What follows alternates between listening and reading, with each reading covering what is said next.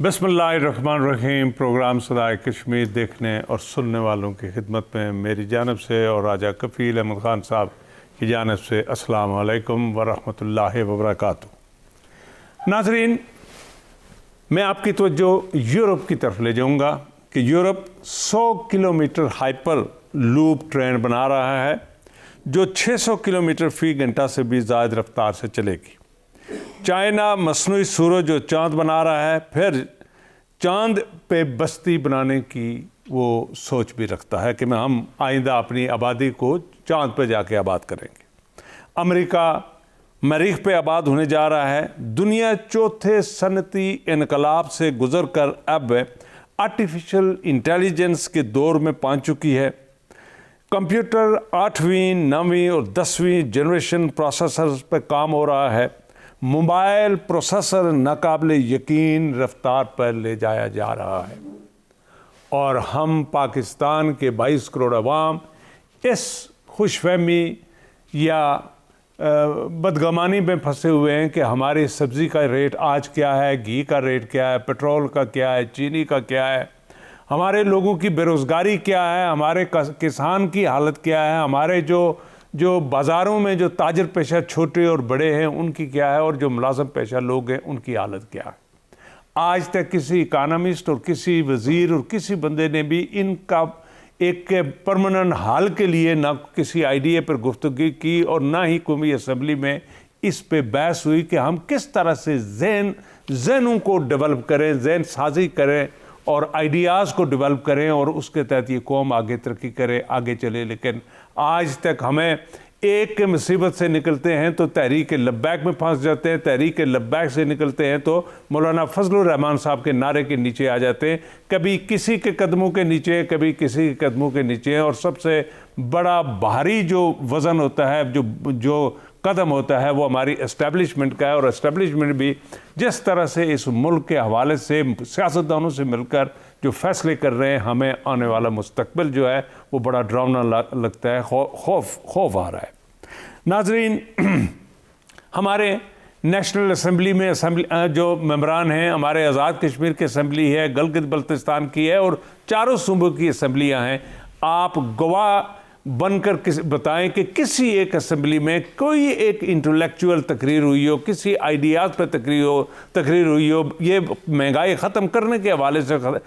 तकरीर ख़त्म हुई हो, इंडस्ट्रियल एक रेवोल्यूशन लाने के हवाले से कोई तकरीर हुई हो या कोई आइडिया फ्लोट किया गया हो। इस हवाले से सिर्फ अपने इक़्तिदार को दुआम बख्शने के लिए हमारे जो वकील आज़ाद कश्मीर के हवाले से बने थे, वो एक तकरीर के बाद उन्होंने समझा कि मैं कश्मीर को फ़तह कर लूँगा और उसके बाद वो वहाँ से रिड्यूस होते होते जुमा के दिन एहतजाज के हवाले से बात की और उसके बाद 1 घंटा और 1 घंटा भी गायब होके तो अब उनको अपनी खैरियत और अपनी कुर्सी की खैरियत चाहते हैं और उस पर वो पूरा दिन रात लगे होते हैं। लेकिन बहरहाल इस वक्त जो महंगाई का दौर है, जो महंगाई का हिसाब है, मैं समझता हूँ कि वो नाकाबिल बयान है। और उन लोगों का कोई बजट आज तक मैं नहीं समझता कि कोई इकानमिस्ट बना सकेगा कि जिसकी 20,000 रुपये तनख्वाह है या 15,000 रुपये तनख्वाह है और उसको ज़िंदा रहने के लिए उसके 3 या 4 बच्चे हैं और उसका बजट बनाकर कोई दिखा सके कि जी ये बंदा अपने 3 या 4 बच्चों के साथ ज़िंदा और सलामत किस तरह रहता है, किस तरह इस 15,000 या 20,000 रुपये में खुराक 30 दिनों के लिए मुहैया करके इनके लिए लाता है। नाज़रीन, 6 नवंबर जो कल गुजर गया, उस हवाले से यानी जम्मू कश्मीर में जो 2 लाख मुसलमानों के साथ जुल्म और सितम हुआ, जिस तरह से उनकी गर्दनें उनके सरों से उड़ा दी गई, मैं ये चाहूँगा कि आज हमारे पास एक छोटा सा क्लिप है और कश्मीर के हवाले से हमारे नौजवान महक्क़क़ और तारीख़दान मुसन्नफ़ हैं और इस वक्त वो ब्यूरोक्रेसी में एक सीनियर ओहदा भी रखते हैं। लेकिन चाहूँगा कि उनकी ज़बानी आप सुने कि जम्मू के हवाले से जम्मू के डोगरा ने या जम्मू के हिंदू ने अपने मुसलमानों को किस तरह से, किस साजिश के तहत उनका कत्लेआम किया और किस तरह से उनको पाकिस्तान भेजने के हवाले से उनको आगे धकेला और फिर 2 लाख आदमियों की शहादत हो गई। उस हवाले से मैं चाहूँगा कि उनकी ज़बानी सुनिए कि वो क्या कह रहे हैं। नवंबर 1947 जम्मू में मुसलमानों का कत्लेआम, ये एक मुनज़्ज़म होलोकॉस्ट था जो रियासती सरकार और भारतीय हुकूमत के ज़ेर इंतज़ाम हुकूमती सतह पर अमल में आया। ये कोई इनफरादी वाक़या नहीं है या कोई कुछ मुश्तइल लोगों की कार्रवाई नहीं है, बल्कि हुकूमत और इंतज़ामिया और उनकी रियासती मशीनरी, उनकी फ़ौज, उनकी पुलिस और उनकी पैरामिलिट्री फोर्सेस ने मुनज़्ज़म अंदाज से मुसलमानों के कत्लेआम का ये सिलसिला किया। जम्मू में मुसलमानों की आबादी का तनासब 61% था। इस सूबे से मुसलमानों की आबादी का तनासब कम करने के लिए उन्होंने बड़े पैमाने पर मुसलमानों का कत्लेआम किया और इस कत्लेआम के बाद मुसलमानों की आबादी 38% रह गई। नाजरीन, ये सैयद सलीम गर्देज़ी कई किताबों के मुसन्नफ़ हैं और कश्मीर के हवाले से जितना ये दर्द दिल रखते हैं या जो नॉलेज रखते हैं, मैं ये समझता हूँ कि इनकी गुफ्तगू सुनने के लिए घंटों चाहिए। लेकिन बहरहाल इसी के साथ मैं आपकी तवज्जो चाहता हूँ कि हाल ही में नॉर्वे की जो प्राइम मिनिस्टर थी, 8 साल उन्होंने अपने मुल्क की और आवाम की खिदमत की और ये खातून अभी पब्लिक ट्रांसपोर्ट में बैठकर ये अपने घर वापस जा रही है और इनका नाम है एर्ना सोलबर्ग। ये 8 साल ये वज़ीर आज़म रही नॉर्वे की, और नॉर्वे वो मुल्क है कि जिसका आज के दौर में यहाँ हम जैसे लोग कसम उठा के कह सकते हैं कि दयानतदारी में नंबर 1 पे रहा है। वहाँ किसी किस्म की करप्शन, झूठ, फसाद, ये किस किस्म कहीं कोई ऐसा वाक़ा नॉर्वे के हवाले से, नॉर्वेजियन लोगों के हवाले से कहीं नज़र नहीं आता। किसी अखबार में कोई स्कैंडल आपको नहीं सुनने में आएगा। और ये उनकी वज़ीर आज़म है जो वहाँ उनकी खिदमत करके 8 साल मुसलसल वज़ारत उज़्मा की कुर्सी पर रही और आज ये पब्लिक ट्रांसपोर्ट में बैठ के तो ये आपने वापस घर जा रही है। कोई इसके साथ ना हार वाले हैं, ना गाड़ियों का कोई लश्कर है, ना ढोल वाले हैं, ना नारे वाले हैं। और ये लोग हैं जिन्होंने दुनिया में तरक्की की और वाकई वो इस दुनिया में मैं समझता हूँ कि उन्होंने इज़्ज़त कमाई और मेरा अल्लाह इनको आखिर वाली उस दुनिया में भी इनको इज़्ज़त ज़रूर देगा इंशाअल्लाह, इसलिए कि इन्होंने अपने लोगों की, अपने अवाम की इंतहाई दयानतदारी और इखलास और मुखलिस होकर उन्होंने खिदमत की। जहाँ गुरबत नामी कोई चीज़ नहीं, वहाँ का जो गरीब है, वहाँ का जो अवाम है, वो इस चीनी, घी और तेल और आटे और पेट्रोल और इन कंज्यूम है, वो कतन नहीं, वो मुल्क की तामीर और तरक्की में हमा वक्ती लगे हुए हैं। मेरे साथ राजा साहब, आपसे गुजारिश करूँगा कि जम्मू के हवाले से जो मैं चाहूँगा कि थोड़ा सा तबसरा करें। इसी के साथ हम मुस्लिम लीग नून आज़ाद कश्मीर के हवाले से भी अपने नाजरीन को बताएंगे कि वो क्या खिचड़ी पक रही है। लेकिन जम्मू के साहब, ये जो कश्मीर की जो तारीख़ है, इसमें अक्टूबर और जो नवंबर के 2 माह हैं, ये तल्ख़ हकीकत हैं और ये अफसोसनाक है कि कश्मीरियों ने बहुत भारी कीमत चुकाई है। जो तकसीम बर सहीर हुआ तो बदकिस्मती ये हुई है कि पंजाब की तरह कश्मीर भी तकसीम हुआ और उस जबरी तकसीम में ये हुआ कि जिस तरह के साथ बेदर्दी के साथ वहाँ कश्मीरी मारे गए। मैं थोड़ा सा शाह साहब एक इस यानी तारीख़ी का एक सबक ये है कि जो लोग हिंदू या जो सिख जो आज़ाद कश्मीर जो पुंछ में थे, बाग में थे, मुजफ्फराबाद में थे, जो हमारे लोगों ने जो उनके साथ सलूक किया, वो भी एक तारीख़ आप उसको जुटा नहीं सकते। जिस तरह मुझे याद है कि हमारे वालिद साहब बताया करते थे, जिस तरह बाग में लोगों को घर जलाए गए, लोगों को मारा गया, सिखों को, हिंदुओं को, वो आप उसके तारीख़ को आप उसको जुटा नहीं सकते। सेम ये हुआ कि जब भी कहीं भी आप इस तरह जो जबरी तकसीम होती है या जिस तरह के साथ एक फ़ौजी तसादम हुआ या जो लोगों जब यहाँ मुजाहिदीन दाखिल हुआ तो ज़ाहिर है यानी जो जम्मू में जो कुछ हुआ, जिस तरह के साथ लोगों को मारा गया, वहाँ गाड़ियाँ भर के उनको सरहद पे लाया गया और वहाँ आकर गोली मारी गई लोगों को। तो हम आपको पाकिस्तान का ये वाक़ा हुआ होगा सिखों के साथ, ये लेकिन देखो ये नहीं, हमने इसको छिपा दिया। उन्होंने 2 लाख साहब, हमने जो पंजाब में देखे हैं, जब पंजाब तकसीम हुआ तो जहाँ जो पाकिस्तान के ज़रिए इंसान पंजाब आया, इसमें जो हिंदू सिख थे उनके साथ जो हमारे लोगों ने सुन किया, वो भी तारीख़ की तल्ख़ हकीकत है। और जो जिसकी ताकत थी वहाँ ये हुआ 47 में ये हुआ कि आप अगर जिस मोहल्ले में, गाँव में आपकी ताकत है, अगर आप हिंदू ताकत में, अगर आप सिख ताकत में हैं तो आपने मुसलमानों को मारा है। जहाँ अगर मुसलमान ताकत में थे उसने दूसरों को, ये एक तल्ख़ हकीकत। लेकिन जो जम्मू का वाक़ा हुआ वो इंतहाई दर्दनाक, उसके तारीख़ इंसानियत में कहीं उसकी मिसाल नहीं मिलती। जिस तरह के साथ जो RSS के लोगों ने, वहाँ के जो BJP के लोगों ने, या जिस तरह के साथ वहाँ जो यानी हिंदुस्तान से लोग आ गए, तो उन्होंने मुसलमानों को चुन चुन कर गाड़ियों में डालो और एक जगह पे जाकर कत्लेआम किया। और वो यानी हमारे साथ आप ये स्क्रीन पर देख रहे होंगे कि अमेरिका में भी इसी कश्मीर के हवाले से, जम्मू के हवाले से और कश्मीरी तहरीक के हवाले से और इंडिया के जुल्म और सितम के हवाले से हमारे जो कश्मीरी डायस्पोरा जो अमेरिका में मुकीम है, वो हर इवेंट पे, हर किसी मौका पर अपने कारोबार छोड़कर अपना वक्त जो है वो तहरीक कश्मीर के हवाले से वो सड़कों पर आते हैं और अमेरिकन और दुनिया के दीगर अक़वाम को इस हवाले से, इस तारीख से, इस जुल्म से, इन दर्दनाक वाक़ात से वो लोगों को आगाह करते हैं और वो रोडों पर आते हैं। ये आप स्क्रीन पर देख रहे हो कि वो झंडे उठाए हुए वो आगे बढ़ रहे हैं, वो लोगों को कन्विंस कर रहे हैं। जिस तरह से कश्मीरी जो हमारे जो डायस्पोरा में जो बैरून मुल्क मकीम है, अगर इसी तरह से हमारी पूरी कौम, पूरे पाकिस्तान और कश्मीर के लोग मिलकर उन रोडों में आएँ और इन हमारे एक दूसरे के साथ मिलकर वो आगे बढ़े, तो मैं समझता हूँ कि एक बड़ा चेंज आ सकता है। लेकिन बहरहाल मैं ये चाहूँगा, मुझे ब्रेक के लिए कहा जा रहा है, छोटा सा ब्रेक लेते हैं और ब्रेक से वापस आकर आज़ाद कश्मीर में हाल ही में जो हिज़्ब इख्तिलाफ के जो कायद हैं, उन्होंने एक शेडो कैबिनेट बनाई है। मैं समझता हूँ कि पाकिस्तान की और आज़ाद कश्मीर की असम्बलियों की तारीख़ में एक पहला वाक़ा है, एक इंटेलिजेंट वाक़ा है। ये इससे पता चलता है कि हमारे जो कायदे हिज़्ब इख्तिलाफ है वो पढ़े लिखे इंसान हैं, वो सियासतदान हैं, उनमें लीडरशिप की क्वालिटीज़ हैं और उनके पास आइडियाज़ हैं। हमें छोटा सा ब्रेक लेंगे और ब्रेक से वापस आकर इस पर तफसीलन गुफ्तगू करेंगे। Stay with us please.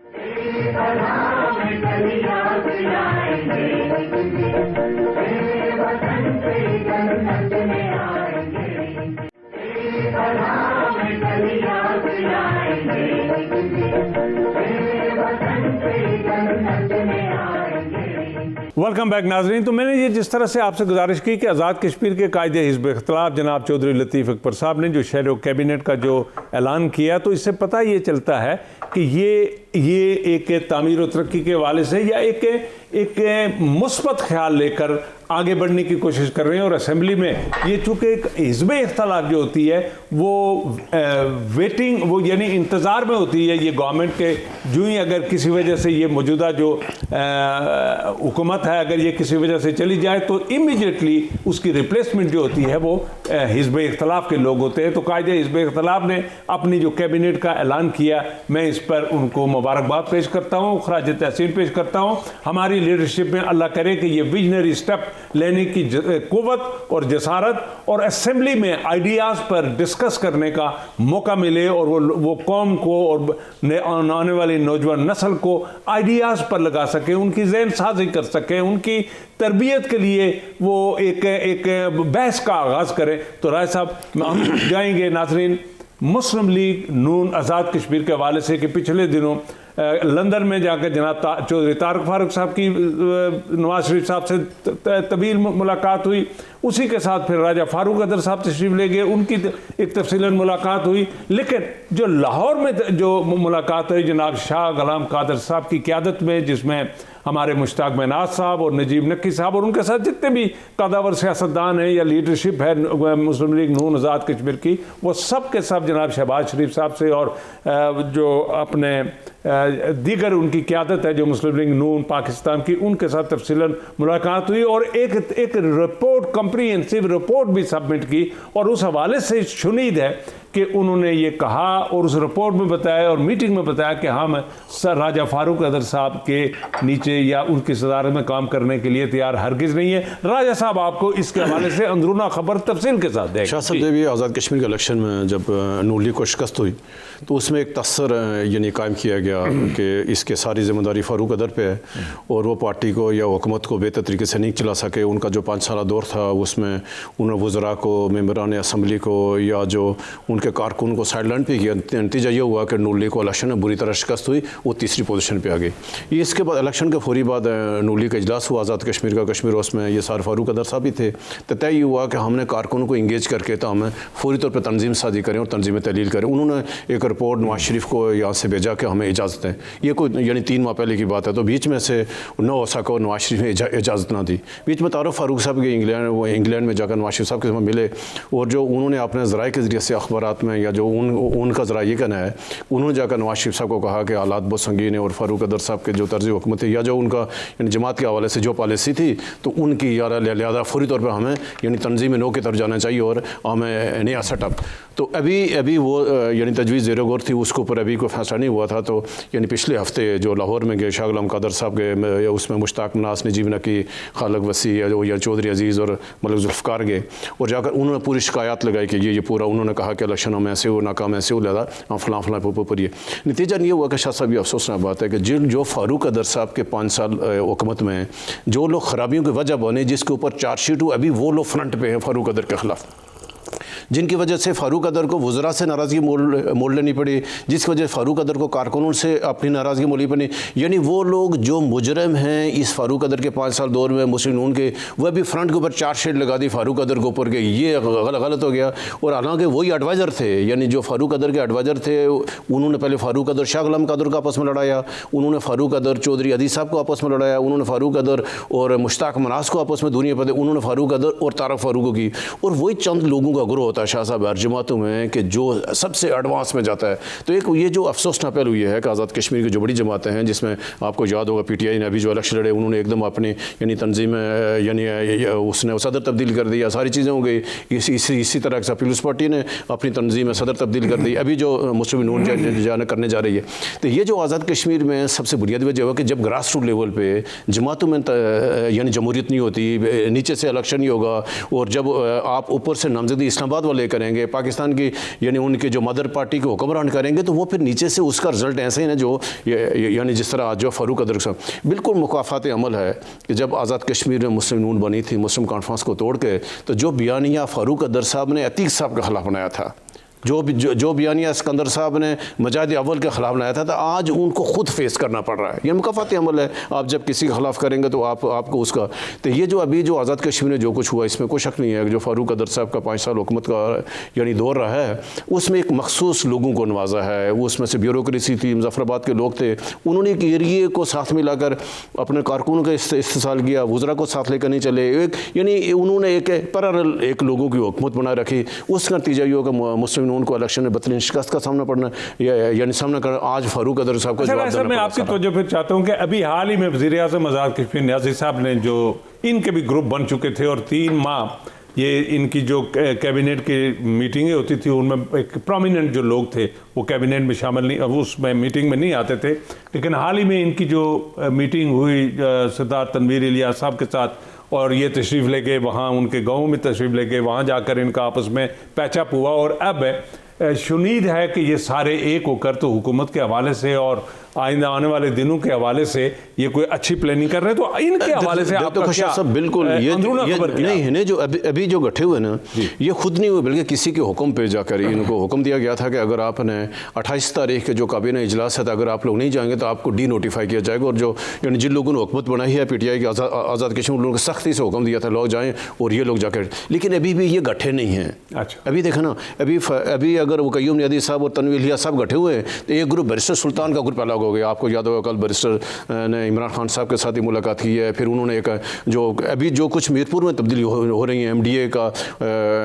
वो सरबराह हाँ चेयरमैन किसी और को लगा दिया गया, DC किसी और को लगा दिया, SP कोई और लग गया। तो ये भी एक तरफ तो ये गठे हो रहे हो, दूसरी तरफ बैरिस्टर सुल्तान को दीवार के साथ लगा रहे हैं। अभी आज़ाद कश्मीर शाह साहब 2 ग्रुप हैं PTI में, एक बैरिस्टर सुल्तान का ग्रुप है और दूसरा तनवीर इलियास साहब का ग्रुप। 11-12 लोग तनवीर इलियास साहब के साथ हैं तो 20 एक लोग जो है ना बैरिस्टर सुल्तान के साथ हैं। तो अभी जो हमारे वज़ीर आज़म साहब ये अकेले वज़ीर आज़म साहब इनका कोई सच अपना वहाँ पर दड़ा नहीं है, लेकिन एक तरफ सुलह हो रही है तो दूसरा ग्रुप नाराज़ हो रहा है। और ये जो कोई इनकी बात बन रही है आप यूँ कहें ये जो कंपनी है इस वक्त जो PTI आज़ाद कश्मीर की ये कोई चलती हुई दिखाई नहीं दे रही कि इनके जो यानी जो हदफ यानी 100 दिन का जो तरजीहात लेके आए थे या जो इनको यानी मतलब जो काम काज करना चाहिए था पहले जो समाई हुई है शाह साहब यानी जून से लेकर अक्टूबर तक जो हमारा तरक्की बजट वो खर्च ही नहीं हो सका। अभी हमारा नवंबर शुरू हो गया है यानी तरक्की बजट हमारा जो आधा हिस्सा अभी जो हमारे जनवरी से लेकर मार्च तक तो हमारा एक्सट्रीम जाने वेदर है वहाँ आपको पता है बर्फबारी होनी है यानी काम काज नहीं होगी। इसका मतलब वो है कि PTI की हुकूमत ने अपने 9 माह ऐसे ही ज़ाया कर दिए,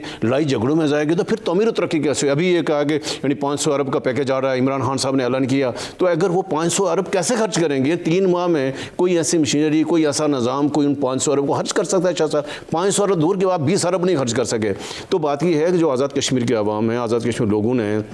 जिस मेहनत के साथ यानी एक आस उम्मीद लगाकर तो इमरान खान साहब की के हुक्म पर उनके मंशूर पे नज़रिए पे आज़ाद कश्मीर बनी थी, तो लोगों को ये को यानी मसाइल हल करेंगे। लेकिन जैसे आपने अपने इंट्रो में कहा कि पीटीआई की हुकूमत ने जो पाकिस्तान के अवाम को जो मायूस किया, जो इमरान खान के लोगों की तवक्का थी ये उनके जो हमारी जो रवायती सियासत है उसका यानी तोड़ करेगा, कोई एक अच्छा कोई हुकूमती निज़ाम लगा, करप्शन से पाक माशरा आएगा, कोई एक अच्छी सोसाइटी की बुनियाद बनेगी। लेकिन अफसोसनाक बात यह है कि 2018 को जब इमरान खान साहब वज़ीर आज़म बने थे, हुकूमत संभाली थी, 2018 का पाकिस्तान और 2021 के पाकिस्तान में लोग अभी दुआएं कर रहे हैं कि आपके वास्ते हमें 2018 का वापस दिला दो। यानी जो डॉलर था, वहाँ जो पाकिस्तान की जीडीपी थी, जो पाकिस्तान की करेंसी थी, हम इस वक्त जो पाकिस्तान की मैशियत है इस पूरे खित्ते में सबसे कमज़ोर तरीन, यानी जब हमारी बुनियादी शासा कमज़ोर तरीन है तो हम उस एटमी सलाहियत को, हम उस इतने बड़ी इस्लामी मुल्क को, इतनी बड़ी आबादी को क्या करें जब आपकी बुनियादी नहीं है। तो बहुत संगीन, जैसे आपने कहा कि पाकिस्तान का माशियत एतबार से संगीन बुरान है और जिस तरह के साथ महंगाई हो रही है और जो आपने कहा कि अमेरिका क्या सोच रहा है, इंडिया क्या सोच रहा है, चीन क्या सोच रहा है, हमने तो बुनियादी हुकूक है जो एक आवाम को, एक शख्स को ज़िंदा रहने के लिए आपको आटा चाहिए, चीनी चाहिए, दाल चाहिए, दूध चाहिए, उससे बहुत पान से निकल गए। तो ये कि ये जो आज़ाद कश्मीर की हुकूमत है, पीटीआई है, सारा असर उसके ऊपर पड़ेगा कि जो इनकलाब लेकर, इनकलाब की या तब्दीली सरकार जो आज़ाद कश्मीर के एक नारा लेकर आएगी तो वो आवाम को फिर क्या देगी। तो ये जो सूरत राजा साहब ने एक तफसील बयान कर दी मौजूदा हुकूमत के हवाले से, पीटीआई के हवाले से, और पीटीआई की जो मदर जमात है पाकिस्तान में जनाब इमरान खान साहब की ज़ेरे क़यादत जो आगे बढ़ रहे हैं इस हवाले से। लेकिन आज़ाद कश्मीर के वज़ीर आज़म जनाब नियाज़ी साहब से मैं गुजारिश करूँगा कि आपके यहाँ एक छोटे छोटे काम के लिए, एक एब्सोल्युटली लीगल काम के लिए आपके ब्यूरोक्रेट्स जो हैं वो फाइलें दबाकर बैठ जाते हैं, वो कई हफ्ते उन पर लगा देते हैं और उस पर कोई उनको खौफ ही नहीं है, उनको ये वक्त का और उस प्रोजेक्ट के हवाले से, उस जो फाइल उनके पास पड़ी हुई है उसकी अहमियत के हवाले से उनको कोई एहसास ही नहीं है। और उन छोटे छोटे मसाइल को लेकर आपके सेक्रेटेरिएट में, आपके ऑफिस में लोग आते हैं और आपसे सिफारिश के तलबगार होते हैं। जब तक आप अपनी ब्यूरोक्रेसी को बैठाकर, अपने लीडरशिप को बैठाकर, अपने वज़रा को बैठाकर ये सारे बुनियादी मसाइल स्ट्रीम लाइन नहीं करेंगे तो हुजूर 500 बिलियन क्या, आपको 5 बिलियन भी आप 5 साल में खर्च नहीं कर सकेंगे। इन अफसरान की मौजूदगी में छोटा सा ब्रेक, और ब्रेक से वापस आकर हम आपको तफसीलन बताएंगे कि कल जो बैरिस्टर सुल्तान महमूद साहब की मीटिंग हुई इमरान खान साहब से और जजेस की अपॉइंटमेंट के हवाले से, उस हवाले से तफसील बयान करेंगे। Stay with us please.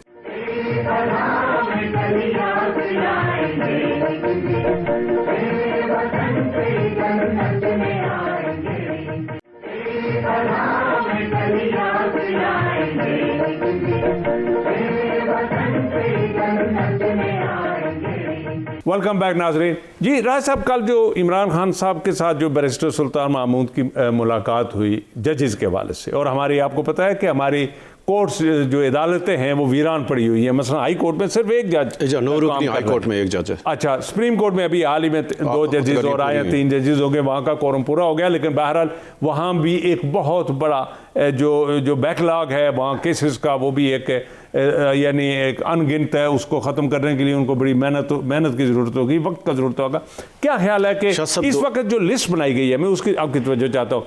क्या वो भी उसी कबीलाइज़म पर वो लिस्ट है? क्या उन जजेस ने, आने वाले जजेस की अपॉइंटमेंट जो होगी वो मेरिट पर, उनके इल्म पर, उनके तदब्बर यानी उनका जो विजडम पर होगी, या इसी तरह से जो सिफारशी होंगे, कबीलाई सिफारशी होंगे, सियासी सिफारशी होंगे, वोटों की बुनियाद पर, उनकी अक्सरियत की बुनियाद पर जज लिए जाएंगे? शाह बात यह है कि जो आज़ाद कश्मीर के जो आला अदलिया है, इसमें जो जजेस की तैनाती का जो शफाफ निज़ाम ना होने की वजह से, जो तारीख़ है आज़ाद कश्मीर की, कि हर दौर में ख्वाह फ़ारूक अदर साहब का दौर हो, उससे पहले मजीद साहब को, या सरदार अतीक साहब हो, या उससे पहले जितने भी अदवार गुजरे हैं, तो सारे जज सिफारशी बुनियादों पर भर्ती होते रहे। किसी का बरादरी के साथ तल्लक है, किसी जमात के साथ तल्लक है, क्योंकि वहाँ जजेस की तहरीक को मैकेनिज़्म मौजूद नहीं है। पहले तो जो चेयरमैन कश्मीर खान साहब वज़ीर-ए-आज़म पाकिस्तान है, इसकी एडवाइस पर जिसको यहाँ से चिट जारी होती थी, उसकी अहलियत को छोड़ कर वहाँ से वो जज भर्ती होते थे। बीच में एक यानी तारीख़ी फ़ैसला हुआ कि जिसमें वो यानी उसमें यूनुस ताहिर केस का एक उसमें से हाई कोर्ट, सुप्रीम कोर्ट ने एक रोड मैप तय किया कि आइंदा के बाद जाजी होंगे। तो जो आज़ाद कश्मीर की हुकूमत 13वीं तरमीम की बार बार लोगों ने मुतालबा किया, सिविल सोसाइटी का, वकला तंजीमों का, कि आज़ाद कश्मीर में भी पाकिस्तान की तर्ज पर जजिस की तैनाती का शफाफ निज़ाम होना चाहिए। कोई जुडिशल काउंसिल के ज़रिए से, जुडिशल कमीशन के ज़रिए से कहीं को मैकेनिज़्म तय करें ताकि उस वकील को